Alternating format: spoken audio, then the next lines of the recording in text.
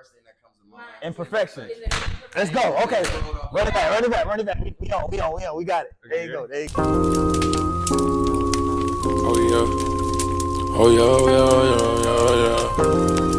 Yeah. What's going on, y'all, man? Back here with another episode of the Dental Den. Got your boy Keith Smiles with my brother Lit Dennis, man. Today we got a very special episode. We got a near and dear friend of ours, man, Dr. Medlock. And today we're just gonna be talking about, trials and tribulations, things, how you get to the position that he's in today. Because, man, this is a special guest. He's not just your average dentist, man. He is an OMS resident. So come on, let's get it up for my boy Jeremy, man. Okay, so tell us, who is Dr. Medlock? Yeah, very, very good question. So the first thing that comes to mind is imperfection. I think at all the journey I had to go to become a Dr. Medlock was a lot of trials and tribulations. I failed often and as often as possible. I felt like that's where I had the most growth, is put myself in those uncomfortable situations. Okay. And then they got the best out of me because I rose to the occasion. First thing that comes to mind is like when I was in high school. I graduated with like a 2.2 GPA. It wasn't expected of me to go to college at all. Fought a lot in my neighborhood. I think I got expelled from every school in the state. Got kicked out of alternative school. Couldn't do that either. And then, my best friend, he's in jail for 10 years.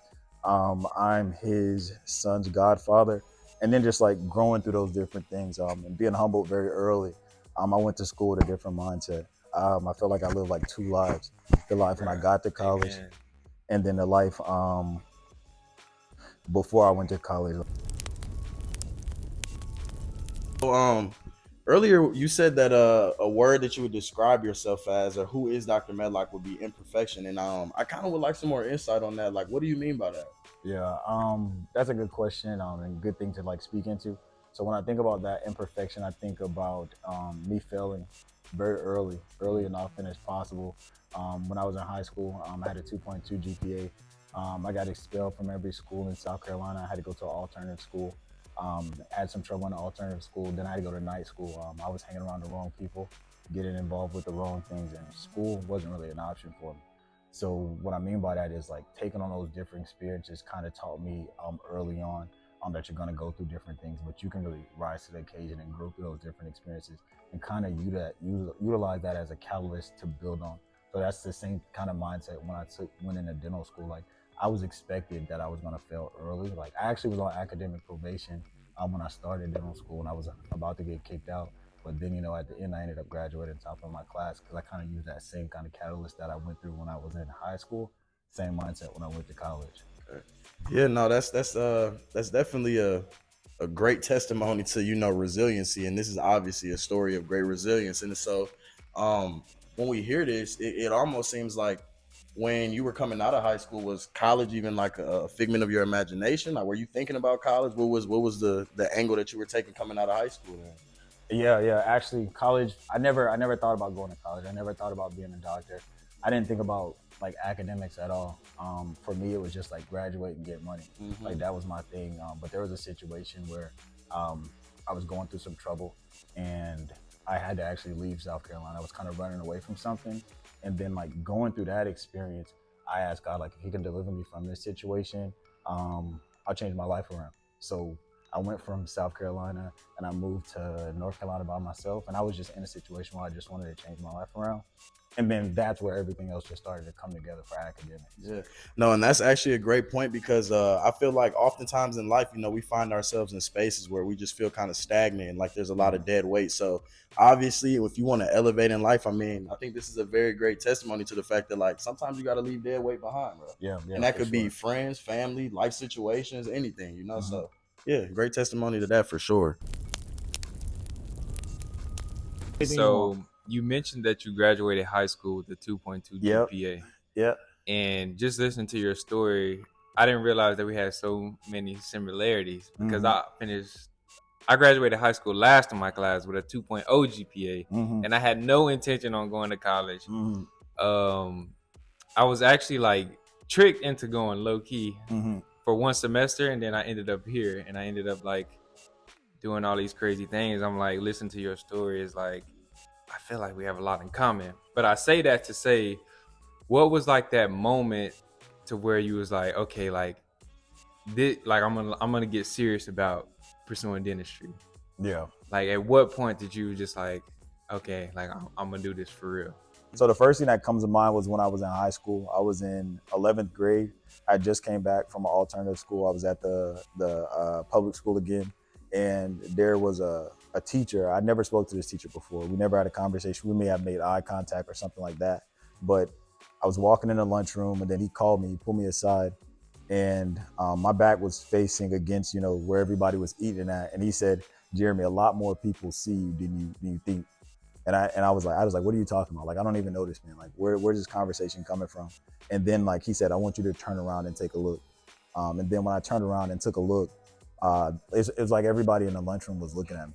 And at that time, like, I felt very naked.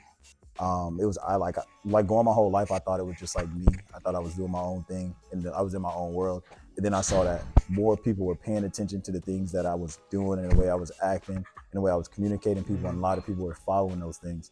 And then it made me feel more vulnerable, or felt more accountable for the people that I was interacting with, or the things that I was doing, because a lot of other people were doing the same things. So not only was I ruining my life, but I was ruining the lives of other people.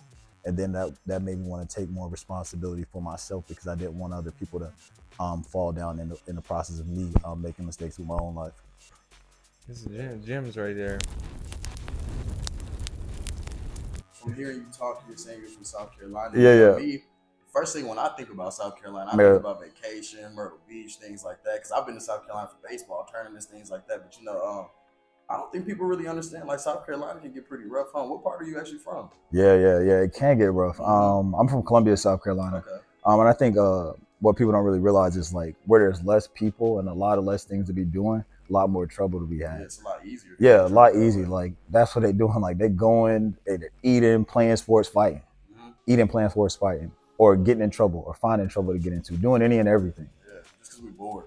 Bored, yeah, exactly. And, I can kind of relate to that just because I love my Graham fam. When I went to Graham, Graham is a very small town. And it's like, I won't say people were out there just getting in trouble, but because there were not so many things to do, we were having to find things to do, which sometimes that could relate to getting in trouble. So it's not like you're never looking for it, but you might just be doing something that's a heinous act, you know what I'm saying? And it just turns out a little differently than what you thought. Yeah. So even hearing a lot about your story, man, I know you're an open book, and you've even shared with us that we, address this topic, but you spoke and told me that you've even been to jail before, you know what I'm saying? Yeah. So for me, that's like, I feel like a lot of people can potentially relate to that coming from where we come from, because it's like, I know when people get in those type of situations, they feel like life has been compromised and they may not have a out, or a pot of gold at the end of the rainbow. So how did that experience also mold you into the person you are today? And how did you overcome that?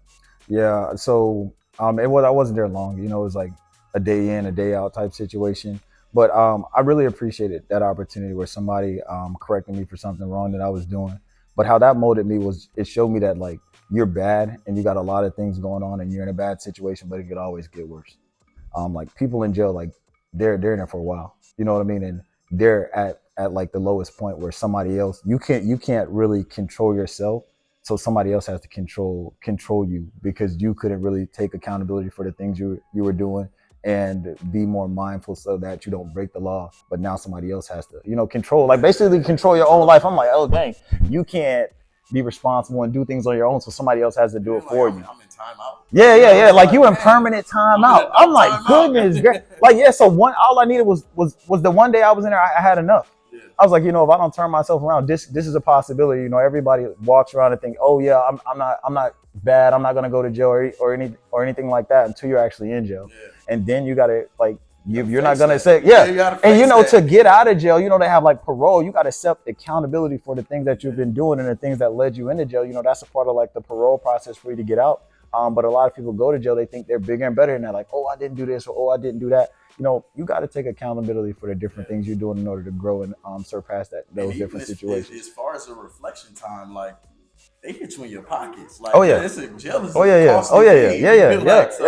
That's just, I'm definitely, I'm glad to hear that you overcame that situation, you know what I'm saying? And it gave you some sort of reflective experience in life that you were able to, propel yourself to a higher level. You know what I'm saying? That's what's up, bro. Yeah, accepting accountability. I used to fight and do a lot of things when I was younger, but that was because, like, I was insecure.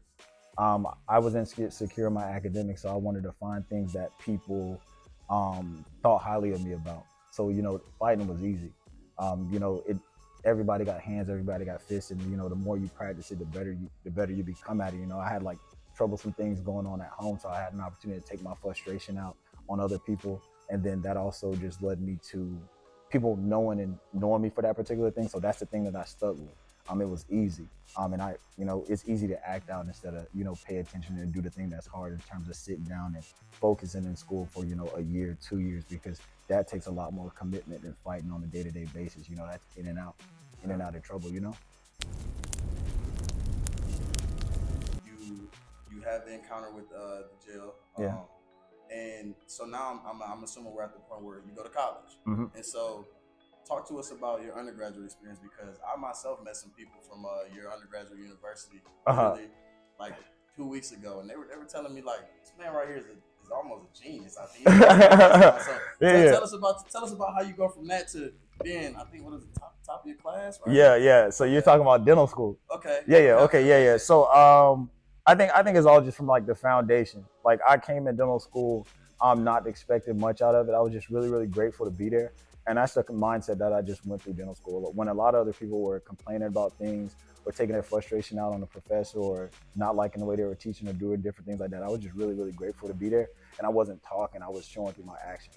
So while they were talking, they were missing opportunities to get reps in, and I was taking advantage of those reps and maximizing each and everything that I could.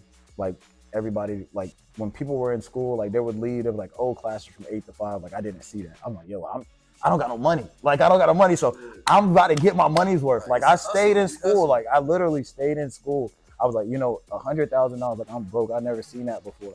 So I literally, like they would go to school from 8 to 5. Like I would be in school from like 8 to 10 or 8 to 12. Like, and I would stay in there all day, every day.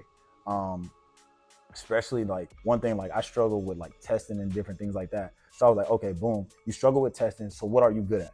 Like that's the question that you got to ask yourself. Oh, I'm not good at this. So what are you good at? Like everybody always says that, oh, I'm not good at this, I'm gonna be decent at the next thing. So if you suck at this and then you suck at the next thing, so what's the problem then?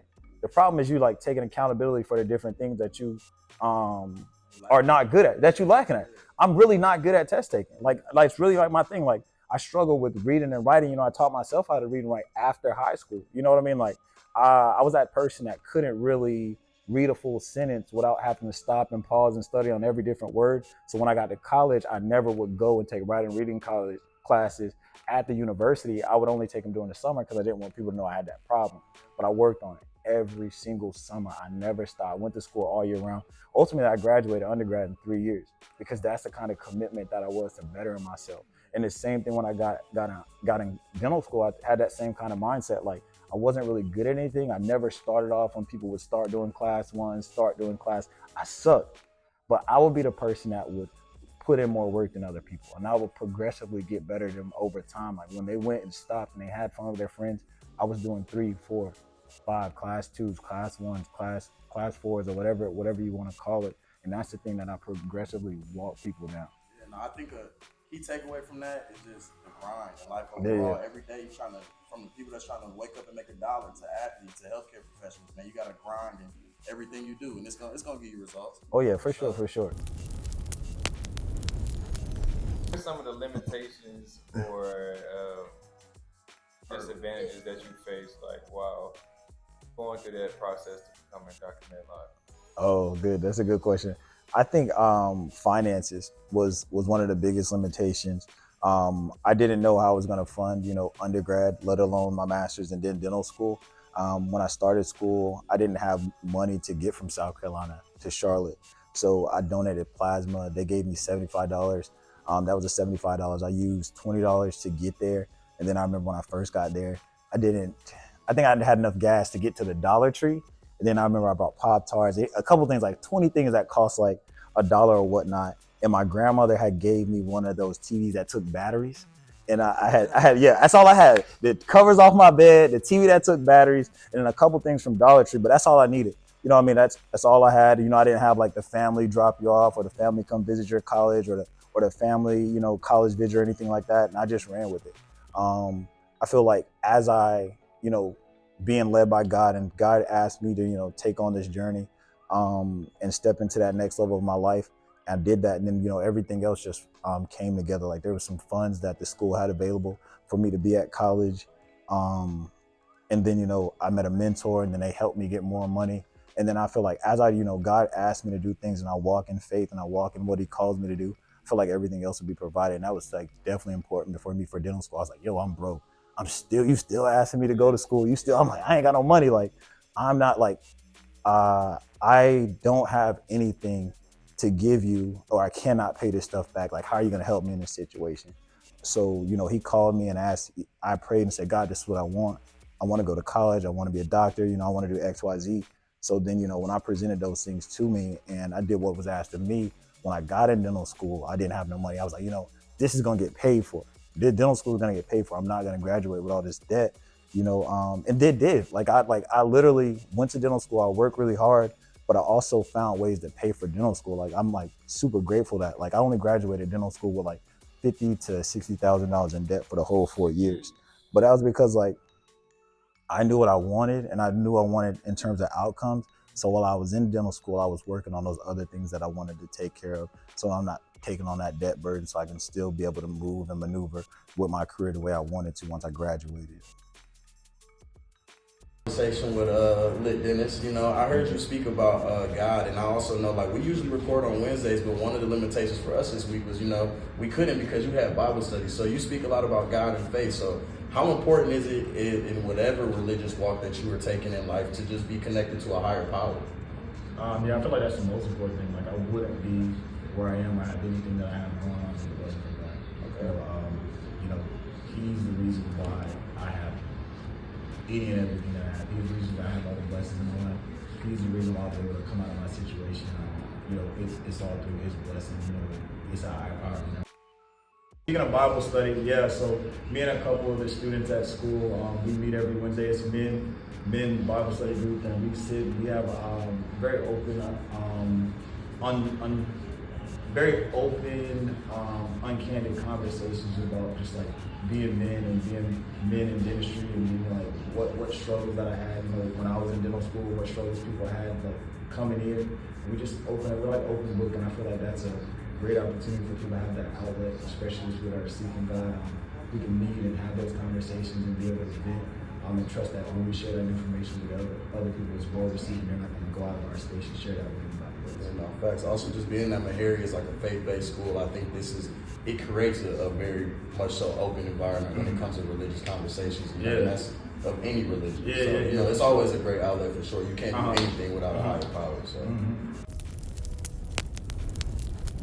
Okay, so what are some of what are some activities or hobbies that you like to do outside of work? Yeah.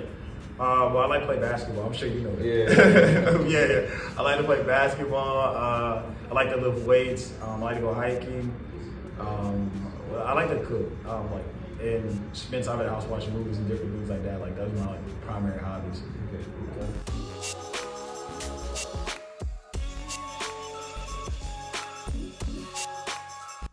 Here on the Dental Den, we like to give gems for the people out there watching. Do you have any advice you want to give to people in dentistry or outside of dentistry? Yeah.